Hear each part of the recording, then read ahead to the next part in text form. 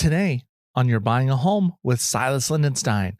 Have you wondered what you should look for plumbing issues when you're inspecting a home? Well, today I'm interviewing Richard Hart from Hart Services, a plumber who will deep dive into all the plumbing issues you can ask for and more. Silas gets real, buy and sell homes with a thrill. Out Seattle, baby, you know what's the deal. And he keep it real. Hello, everybody, and welcome to You're Buying a Home with Silas Lindenstein. I am your host, Silas Lindenstein. Welcome to episode number 47. Today, I wanted to title this one Interview with the Plumber, which is, play on the Interview with the Vampire. Okay, anyway. What I did was I got reached out to by a company, wanted to connect with me to share like maybe tips on what you should do when inspecting a house as far as plumbing goes. So I had an interview with Richard Hart of Hart Services. They are a plumbing company here in the Seattle, Tacoma, Linwood area, greater Seattle. So, but don't worry. Don't worry if you are not living in Seattle. This podcast is still for you because plumbing exists in almost every home around the country. So, and it's fine. So that's what this episode is going to be about, a deep dive into that, because I don't want to tell you everything I think about plumbing. I'm not an expert in it. I've told you before in past episodes, my tips and things that I would look out for, but I thought it would be helpful to listen. I mean, sort of from the horse's mouth, right? These are the people you would call in with these questions. And I wanted him to tell me whether I was right or wrong about things that I might say to a client after an inspection or before an inspection, either one. So he's here. We're going to interview him in a minute. If this is your first time tuning into the show, a couple things. If you are looking for the step-by-step how to buy a home episodes, those are episodes 1 through 10. 1 through 10 gets you the step-by-step how to buy a home process. Then you listen to everyone after to find out different processes. So you can listen in any order after that. But 1 through 10 is how to buy a home. If you want that in paper version, I do have an ebook that I can send you. I say paper and then I say an ebook. So I'm going to electronically send it. But if you want something you can look at, you can print. Hey, if you want a paper version, print it out at home. Do you still have a printer? I mean, I do. But do you? Or just read it on your tablet. I don't know. Anyway, email me at silas@silasgetsreal.com and I will send that back to you. If you've been to my site lately, I had a problem with the website, so it's rebuilding my silasgetsreal.com. So if you go there and you're like, why is there nothing on here?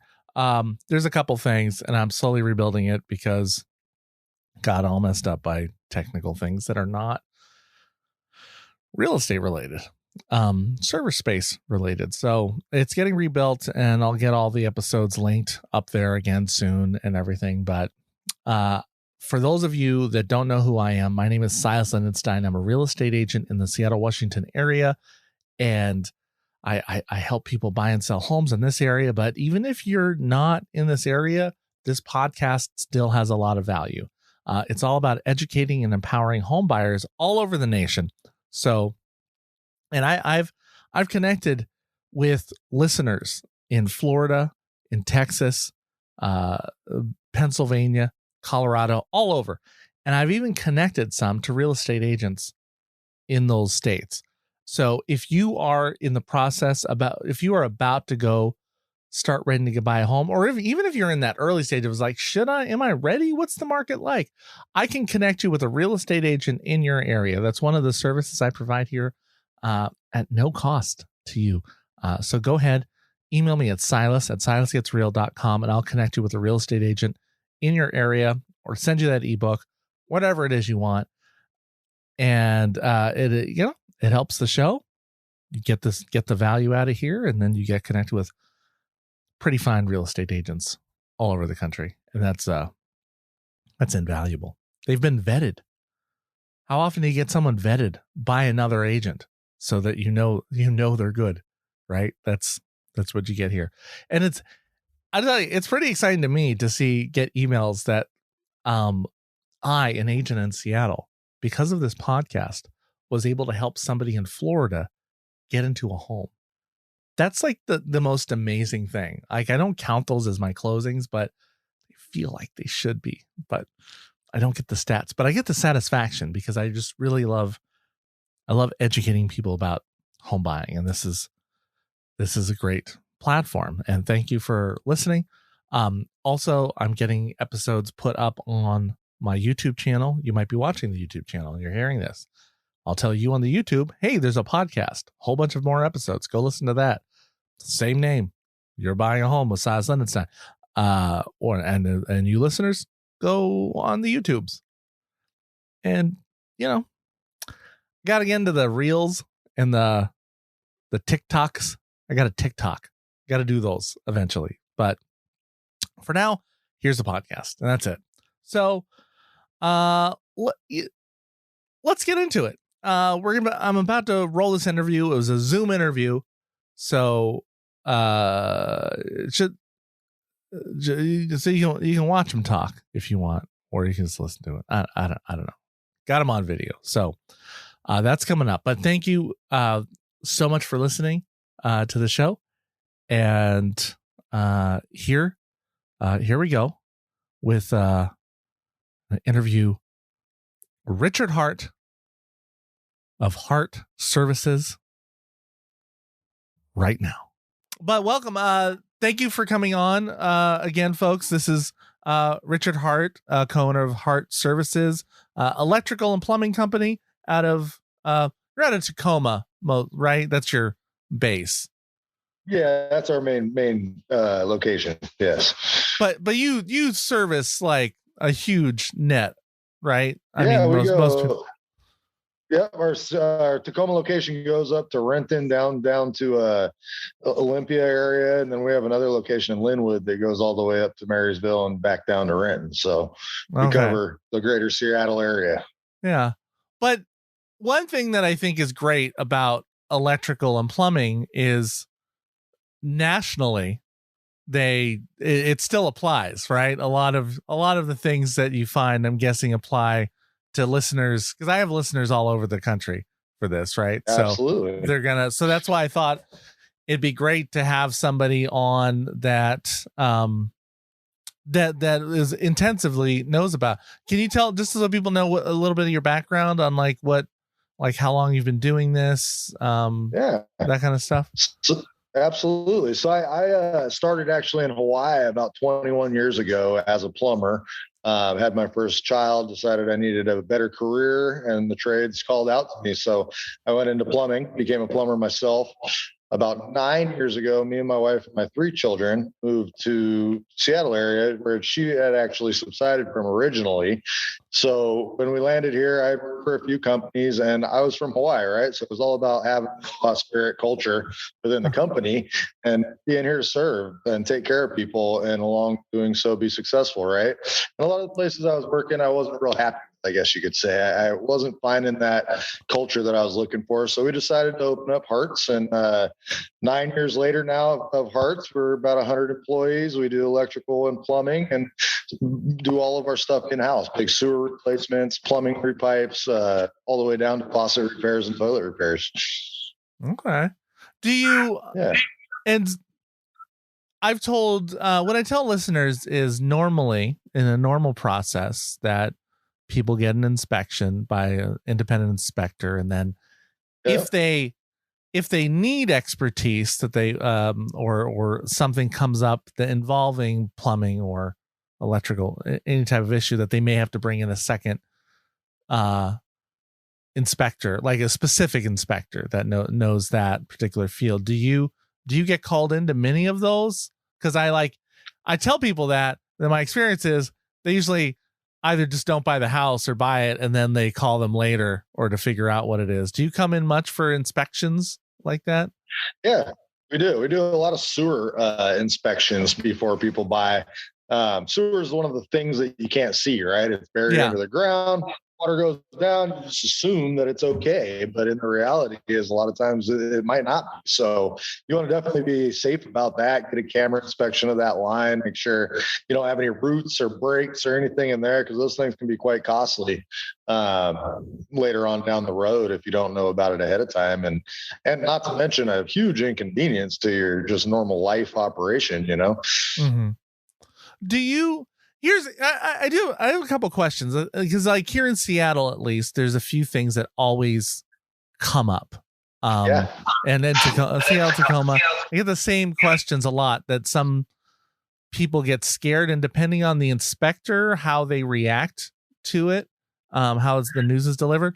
One is galvanized pipes, because here in Seattle, there's a lot of old homes.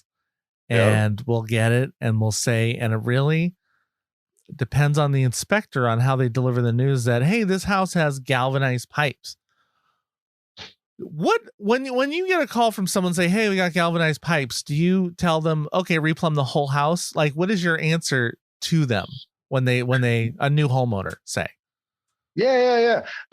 So generally, yes, that's my answer. Get rid of it. It's been being used since before 1900. About 1890, they started using galvanized instead of lead piping. And so here's the problem: when it breaks, it's virtually irreparable, right? So you end up stuck in a hard spot. When you got the chance to get rid of it before you get to that hard spot, it's always the wiser choice. Now, a lot of times money comes into play. It's not cheap to repipe a house, right? And get rid of all that galvanized pipe.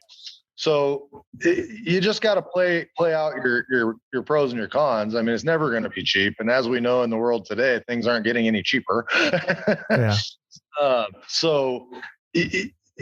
Clean water. What we see a lot with galvanized is they break, they rot out, they rust because they're steel, right? And steel and water don't go together real well. Mm-hmm. Secondly, what we see when we cut those pipes apart, they're like an artery. They start to close off inside, and so you lose a lot of restriction and a lot of flow there. And with all that rusty buildup inside of those lines, a lot of times you'll see orange water coming out of your faucets or things like that. And I personally wouldn't drink it. Even the showering in it is, questionable, I would imagine, for a lot of people. And you get the newer pipes that's all plastic and PEX. Now that stuff is virtually bomb-proof, minus, the occasional rat that chews through it or something like that. Once it's installed, it's solid and it's clean pipe. At that point, you can put a filtration system in. And I always like to tell people, wouldn't you like to stand in your shower and drink water? Like, why not? Okay. Oh, yeah. No, nothing's consumed inside the bathroom area. That's my rule.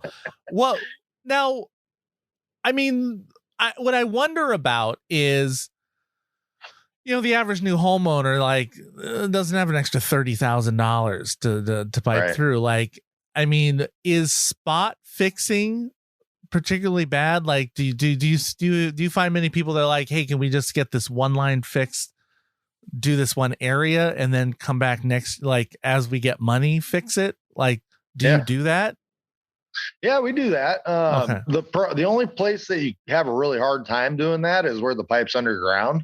The dirt and the acidic in the soils make those old galvanized pipes really swell up.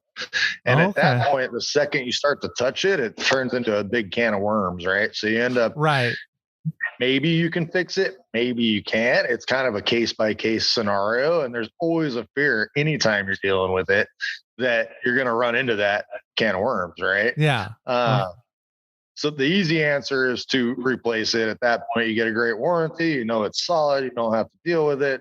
If you can't afford that, we can absolutely do spot repairs on the stuff indoors. The outdoor stuff is the stuff that's really questionable, right? That makes sense. Yeah. Yeah.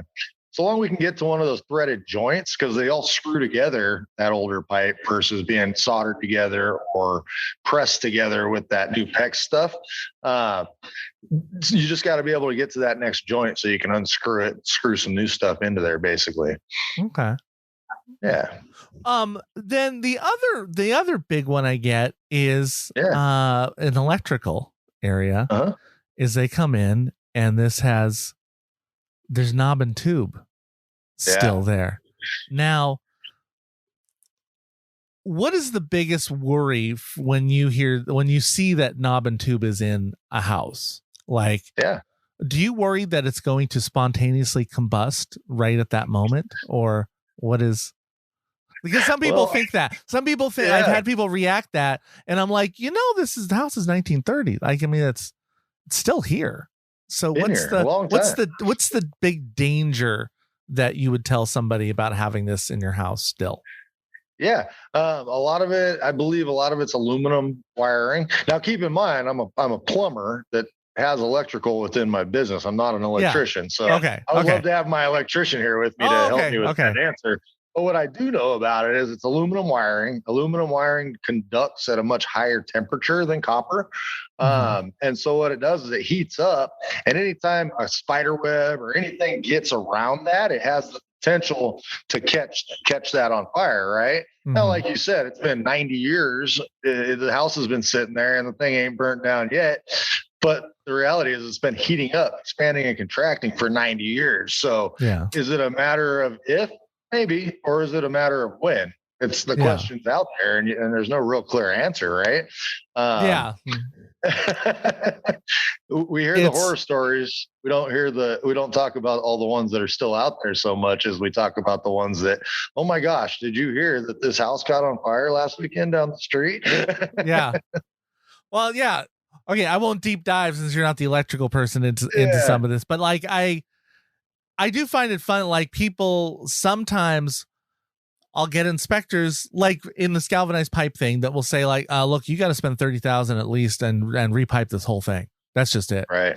And it's like the big shock. And then I have inspectors that will say, okay, so these are all too old. You're going to need to replace them. But, in practicality, what a lot of people do is once it starts leaking, they fix that section because until you save up the budget to replace the whole thing.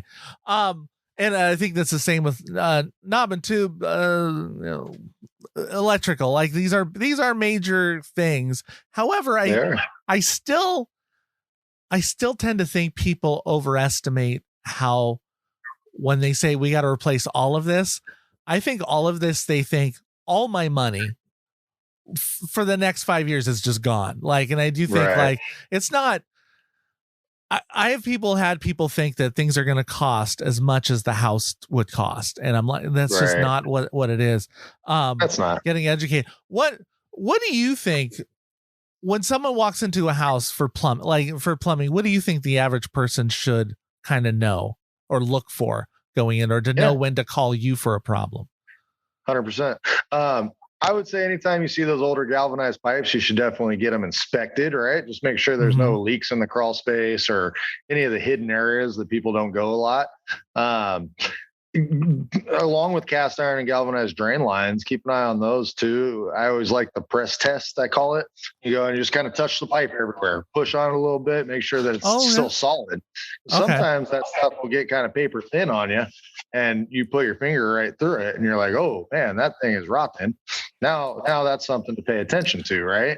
Yeah. Now, what if it's not like, if you look under the sink, then you see it's not galvanized. Would you bother? Do you shake it? What do you do?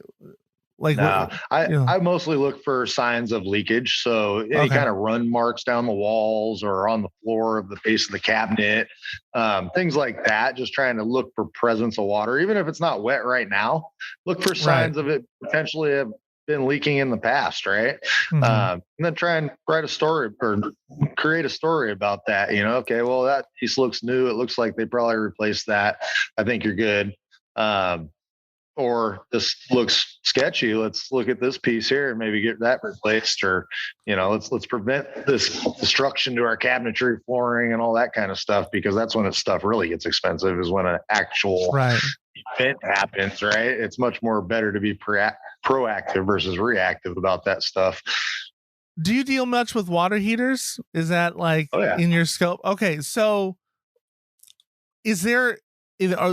When someone knows the age, do you tell them just to replace it when it's hit 12 years, or do you look for any signs first that water heater should be replaced? as a professional that works directly with the manufacturers a lot, they recommend replacing them every 8 to 10 years these days, not even 12 anymore. It was 12 in the early 2000s and 90s. And in the last 10, 15 years, they've changed their story a bit. There's a reason. They're like, hey, you know what? Our stuff doesn't work as well anymore. So just start replacing. Well, that's convenient. Yeah. So, there's a reason they put a 6-year warranty on almost every single water heater from a manufacturer, right? Well, it's the last 8 years. We'll cover you for 6, but 8, no. Yeah. Yeah. So, like, even if you see no problems, they just replace it? Yeah.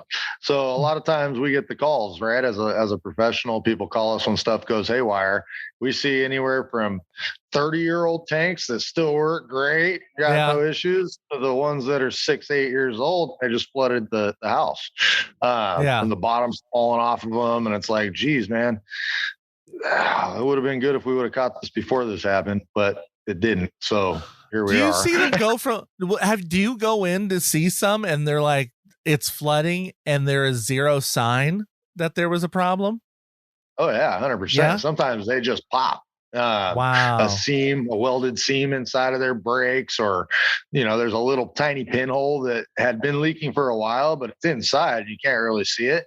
It ends up going through the base of the heater and somehow finds its way to where you never actually see it. And then you wake up one day or come home from vacation or whatnot. It's a nightmare, I tell folks to, I'll always say, like, look, if your car if it's in your garage, if you don't keep stuff in here, maybe worry a little less. But if it's but these water heaters that are tucked into the middle of their house, like you get that ahead of time. That's one of those. Oh wait, what? I'm like, man, I don't want to leave my house now. I'm afraid it's gonna just buy what? Like, can you tell me, like, is there like a standout event that you've walked into from in your experience, like the nightmare scenario? Oh my gosh, like, so many. There's so many. So many.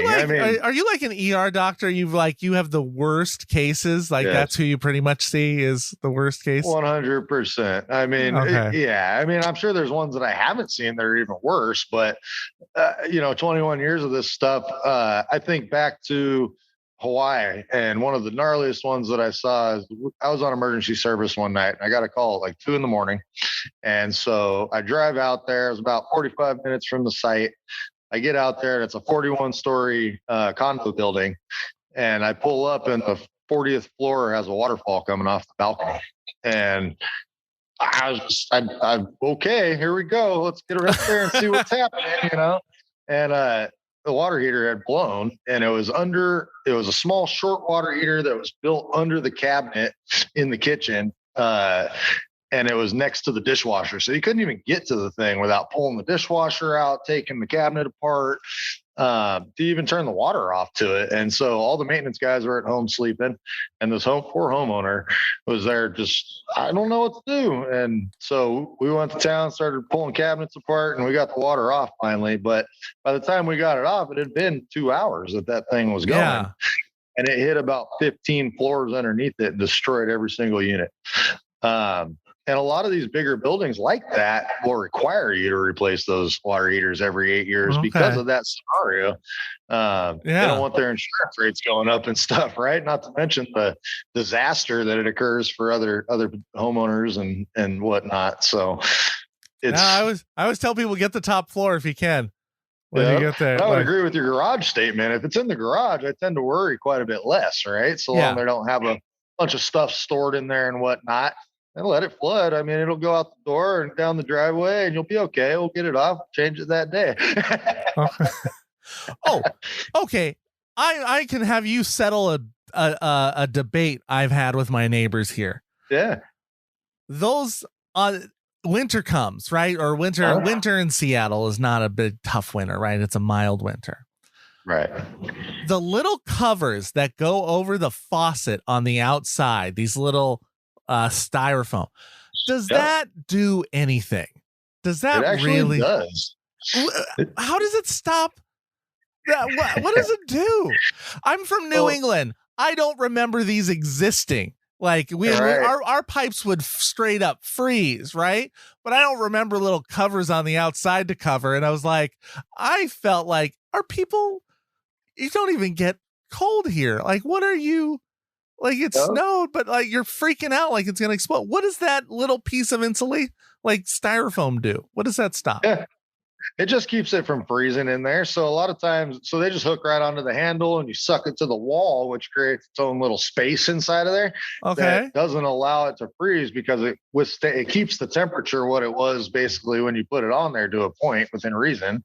Temperatures when they freeze in our state, at least, or in our side of the state, I should say. Yeah.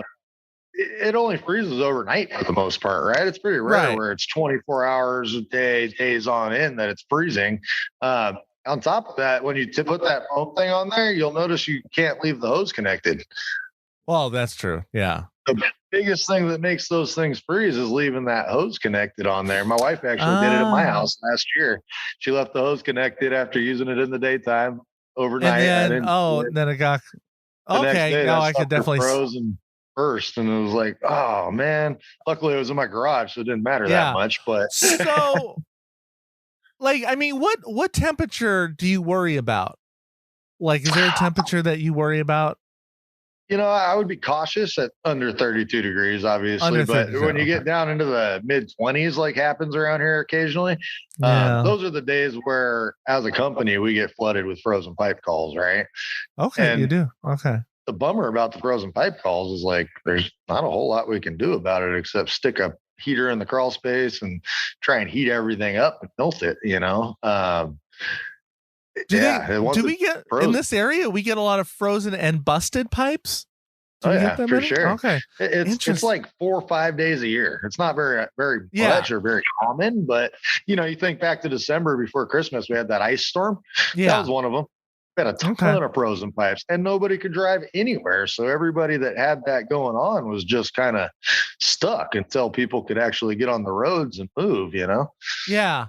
Because I know people aren't as prepared here for it. Yeah. Like, I go into homes all the time as an agent here, and I don't see things set up like everything covered up. And I'm like, I don't know. We always had everything covered, and we still always ran the faucet at night just to make sure it didn't freeze over.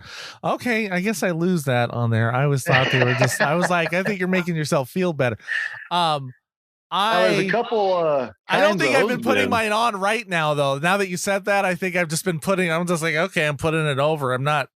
I don't think I've been sealing it. So now I'm like, I might need to find a different thing to cover. So it's got that cinch strap. If you take that hole at the end of that rubber leader piece or whatever it is, put it over the nozzle where you would screw your hose on, and then just pull it tight, and that sucks it up against the wall of the house.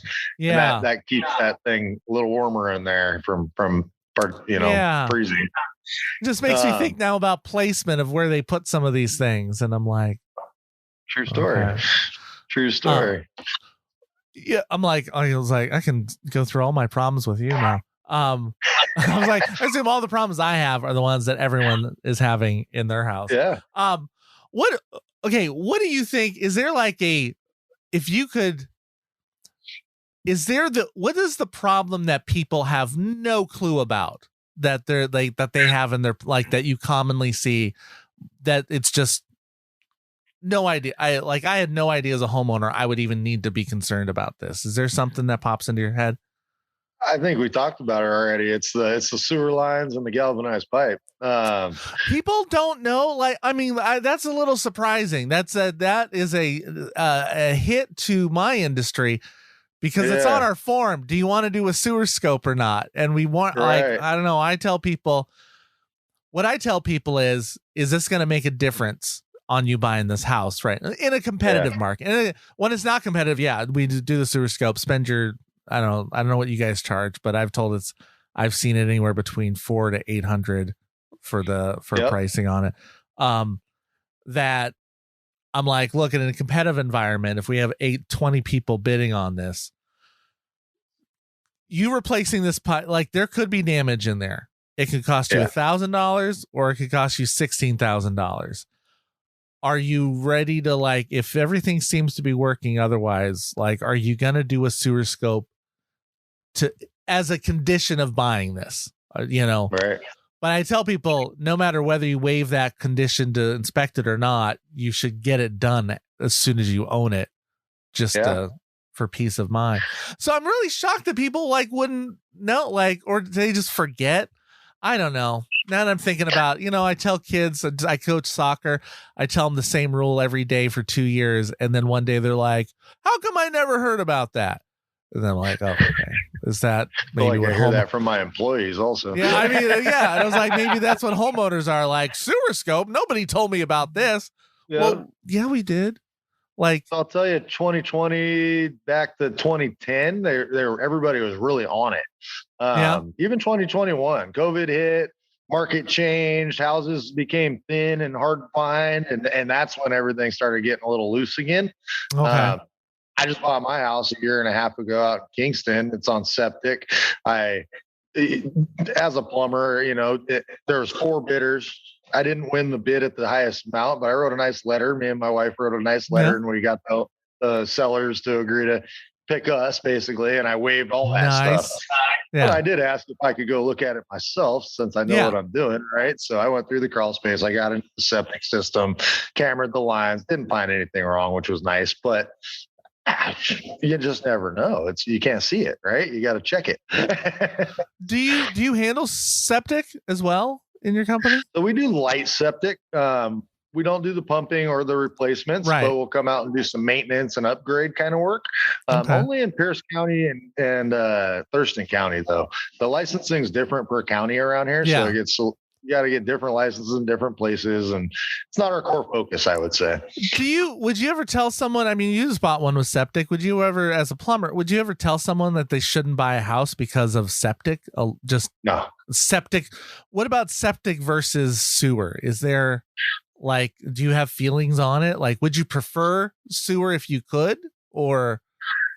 So that's a tough conversation, because there's lots of ways to look at it, right? Yeah. I watch these sewer treatment plants when we have big storms back up and flood out into the sound, and I swim in that thing in the summertime, right? Yeah. A septic system. So you got millions of people dumping their waste into that treatment plant that can only handle whatever it can handle. And then something catastrophic happens, and it's a big deal. Now, septics are considered on-site sewage systems, right? Yeah. And so if something happens, that's one person that's got to deal with that versus a million. And so the impact on septics to our environment is a lot less than city sewers are. However, there is the ease of having a city sewer. You don't got to maintenance it. You don't got to think about it. Right? So long you know your pipe's good. That's the pipes burst. Yeah. Then you discover how far the city covers until. Exactly, which isn't much. Usually you own that sucker all the way to the middle of the street. Because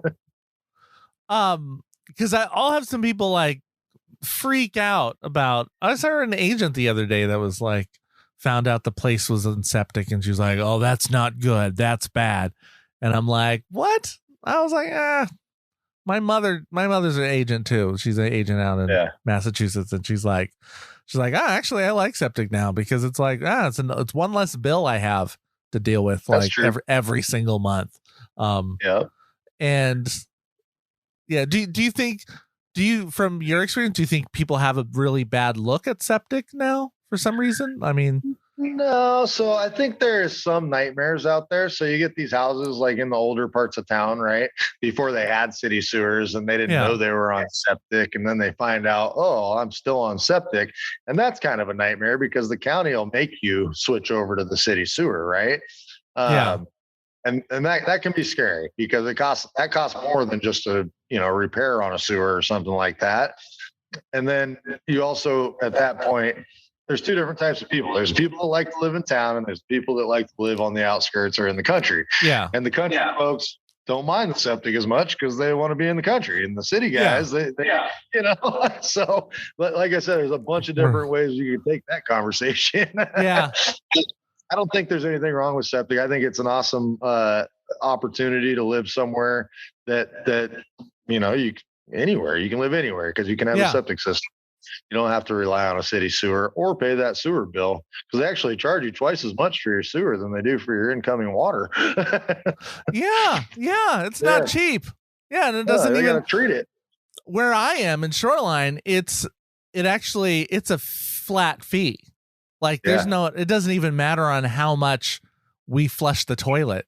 It's, oh, wow.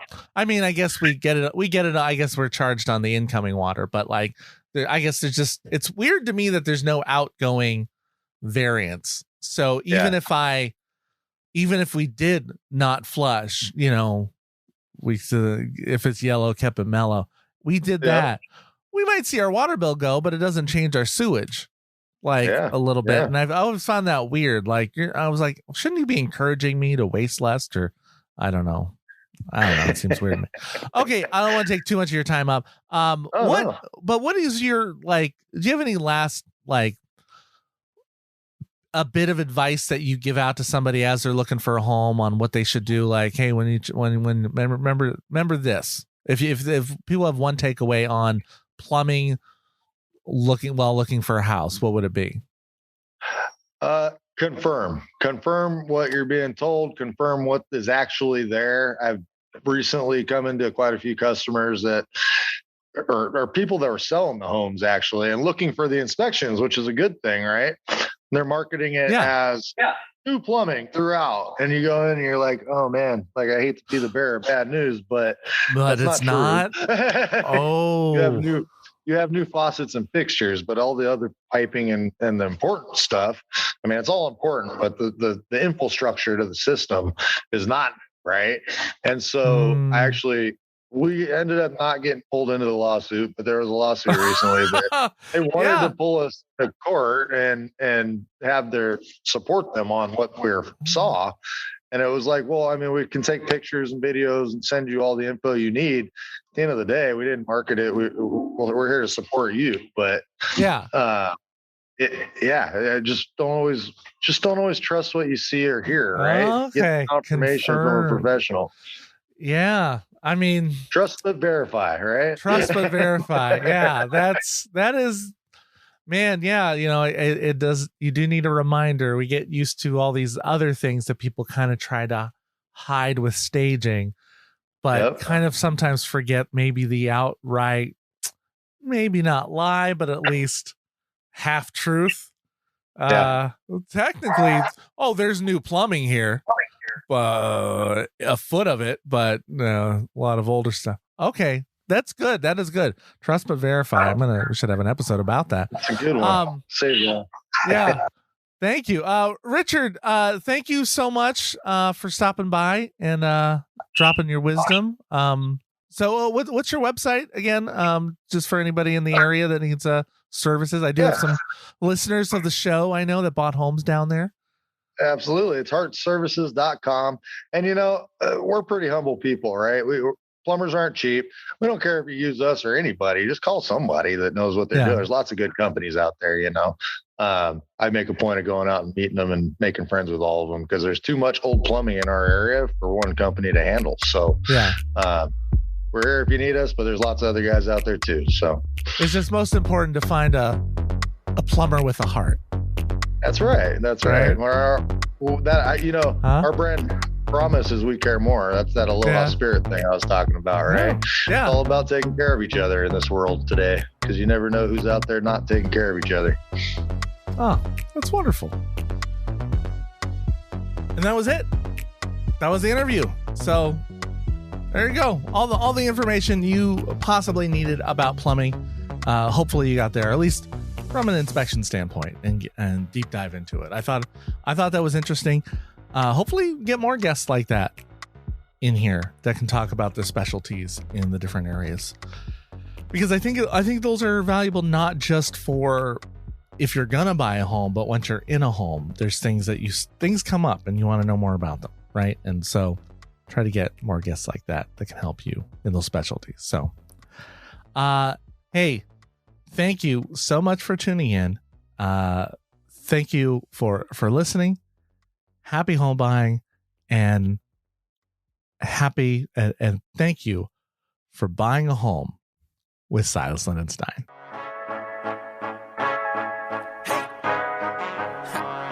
Silas gets real, buy and sell homes with a thrill. Out Seattle, baby, you know what's the deal. And he keep it real, showing you the way till it's better known. I help you buy your forever. He a real estate Jedi. Yeah, he got you. Silas Lindenstein got your back, let him spot you. Help you sell your home while you do what you love. So come in, don't forget to wipe your feet on the rug. Silas gets real, buy and sell homes with a thrill. Out Seattle, baby, you know what's the deal. And he keep it real, help you sell your home, show you everything as you move on to better things. He a real estate Jedi, yeah, he be that. Silas Lindenstein got your back, just believe that. Help you buy the home that you want, so come on, have a seat and let's find your dream home, let's get it going. Yeah.